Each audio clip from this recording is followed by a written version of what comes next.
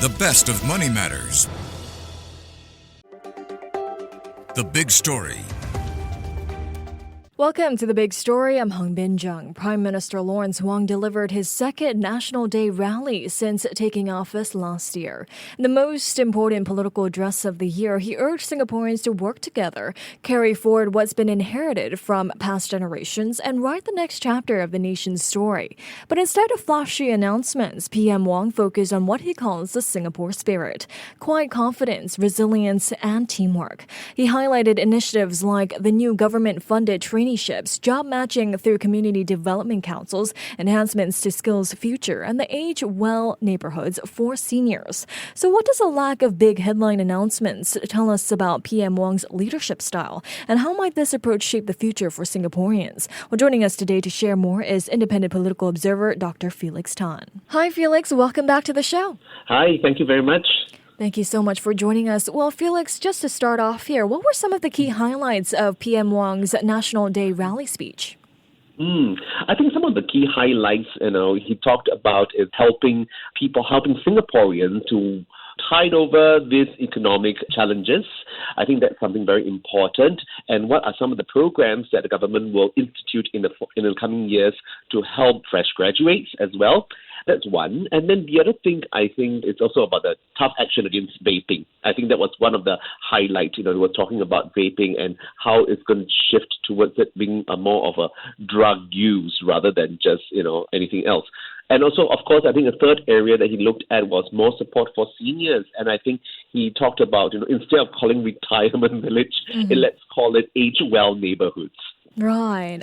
But it looks like PM Wong's speech did not really touch heavily on new initiatives. Mr. Wong himself kind of implied when concluding his speech, saying that the nation will break new ground and mark new milestones, not with loud fanfare, but with quiet confidence. So why did the speech seem more low-key and forward-looking instead? I think a few reasons. I think one of the reasons that could be seemingly more low-key is that a lot of the efforts by the government or initiatives by the government have already been introduced in the last couple of months. Not least in terms of the vouchers that we have seen, in the last couple of months, the CDC vouchers, the SG60 vouchers. I think these are some of the things that are already in place. So I think it seemed more low-key because I think it's let all these things, all these initiatives take its place first, and then moving forward, what else can we do, together to help the nation? Okay, so could the sparse substance of the rally, especially compared to, previous years, be a strategic decision here? Perhaps to hold back major policies for the opening of the 15th Parliament or other platforms? Well, for one, he did leave us with a lot of questions about the specifics of certain policies that he might want to introduce. And I think perhaps that is also leading up to the Parliament, opening of the Parliament, and to discuss further what other changes that they can adopt. That's one. Second reason is perhaps, the strategic decision here is that he has insisted, or rather in his entire speech last night, it was more so about us. We, community, united, togetherness. It's always about Singaporeans playing a part in the decision-making process. So I think in a way he's trying to tell Singaporeans that, what can you do to help us, to help the country to move forward, rather than always looking at the government for handouts. Okay. Then how would you interpret this choice of tone, given that this year is SG60, though, marking Singapore's 60th year of independence? I think in a way, if you look at the tone of the National Day rally, it was quite different from the previous years. I felt that he had a little bit more of, in terms of the tone, there was more inflection. So in that sense, it created a sense of, excitement. It was rather a rousing speech. And I think it was trying to be inclusive as well, trying to say that all of us play an important part. And also all of us are here to help the country to move forward. And I think, this reminded me of what John F. Kennedy used to say, ask not what your country can do for you, ask what you can do for your country. And I think that kind of, resounded in PM Wong's National Day rally last night. Well, some observers argue that the lack of big headline announcements could signal that PM Wong values collective leadership over individual spotlight. So in his speech, PM Wong kind of emphasized doing things with Singaporeans rather than for them. So do you think this reflects a genuine shift in governance style? I think indeed there's this shift in the governance style, but it is rather consistent with PM Wong's character as well as his leadership as well. You have seen over the last 1 year plus, over the couple of years, the way of his leadership is more consultative, more engagement, more inclusive to ensure that everyone or every Singaporeans play a part, in leading Singapore and in helping Singapore. I think that in itself is about consistency. So the shift itself in the governance is clear in that sense. Okay. Then how did PM Wong's style kind of compare with his predecessors who often use the NDR to unveil bold national projects or sweeping reforms? Were there moments where, you thought Mr. Wong was kind of attempting to draw clear distinctions between his leadership style and that of his predecessors? I wouldn't say that there was a conscious effort, for PM Wong to draw such clear distinctions between his leadership and also that of his predecessor. But it's also good that if Singaporeans can see that difference between the leadership, it's also good for the 4G leaders because it means that we are moving into a different era and we can't rely so much on what has happened in the past, but rather we have to move into the future. And I think in a way, whether, there were some bold national projects or lack thereof, in this sense, I think it's important to see it that there are already certain big plans in place. We, in the last couple of years have been discussed, and I think these are big projects that will continue throughout. And I think over the last couple of months, we talked about such big projects. You had the T5, Terminal 5, and I think PM Wong also mentioned about certain areas that will be redeveloped in Singapore.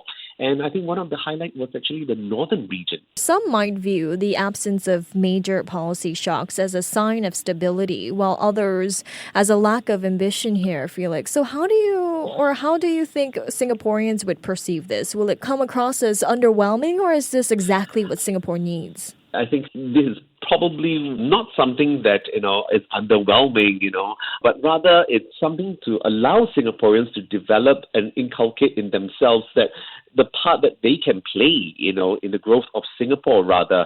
And I don't think necessarily that there is a lack of ambition, simply because he hasn't had big plans. But I think, it's about how the government is trying its best to include everyone and take into consideration suggestions from Singaporeans on how to develop certain things. And I think also he mentioned this last night. There were, for example, developing the northern region. He had shared with certain individuals, groups, and people who have contributed in terms of ideas on how to develop this area. I think that's already one area in which the government is moving towards. But meanwhile, the Workers' Party urged the government to, engage widely and explore all solutions following the National Day rally. So by calling for such exploration, what might the Workers' Party be suggesting about the adequacy or scope of the policies already announced? I think that there is this thing from the opposition or from the Workers' Party that has always been top-down. That's always from the government telling Singaporeans what they have to do, what they need to do. And I think, by encouraging or urging the government to engage widely and explore all solutions, I think what the Workers' Party is trying to say is that do not dismiss anyone's ideas simply because it does not agree with your stance on that particular issue, but rather look at the positives that these suggestions might bring about. And, however it can do to improve policies, I think that will be something, good for all Singaporeans. Okay. Well, looking ahead, the attention will turn to the president's address and the addenda, which pundits expect may contain big announcements, which were absent from this year's NDR. So what kind of big announcements can we expect, Felix? What will you be looking out for? I think for one, I'm looking out for more specifics in terms of certain policies on how to improve certain policies policies that are already in existence. And I think also, secondly, we will want to see how much the government is going to include that sort of diversity of ideas from Singaporeans to help on certain policies as well, whether it's the economic policies or whether it's the social policies. I think these are some of the things that, we would like to see from the President's address as well. So I think, looking deeper into it, I think we already see something ongoing. For example, in bringing back again the northern region, we do talk about seniors, how we can engage each other. So I think all these, needs a little bit more details, and perhaps we'll see more of that. I think that another area that we're looking is that maybe this time around we'll see more big projects coming to the fore as well.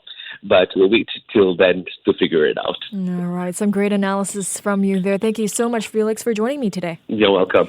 Thank you. That was independent political observer Dr. Felix Tan. This has been The Big Story with me, Hongbin Jeong. To listen to more great interviews, download our podcasts at audio.sg or download the audio app. That's AWEDIO, audio at the App Store and Google Play.